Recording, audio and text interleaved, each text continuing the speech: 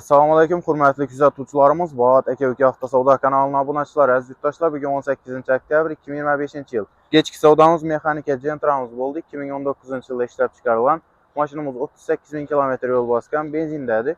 Özlərimizin Bahat Agaxi'dən gələn Şerzat Bek ağamıza nağd pula 116,5 milyona verdik. Ağa, razımsınız savdadan? Razıyam ağa. Katta rəhmət. Sizlərəm şu Bahat Aka Savdo işançlı yaxşı ekan. Şundan xarid qıldıq maşınını. Rəhmət sizlərəm, işlərinizə amət. Katta rəhmət, yaxşı diləklər üçün izin amınlarım, yaxşı maşınların bari bu tarafı koyulara yaxşı günlər edin. Dostlar, küzətəmiz satqan maşınımız 2019 yılda işləb çıxarılan maşınımız Fishing evədə satıb bərər Egelədən. Savdası oxşadı, nağd pula 116,5 milyon oldu dostlar.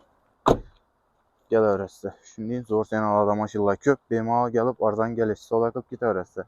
Sizlərdən şimdi satılan maşınlarınız olsa BMA 2 sezdə olar, gəlsək. Naxalamız gəlişməsək satıb bərş variantları var.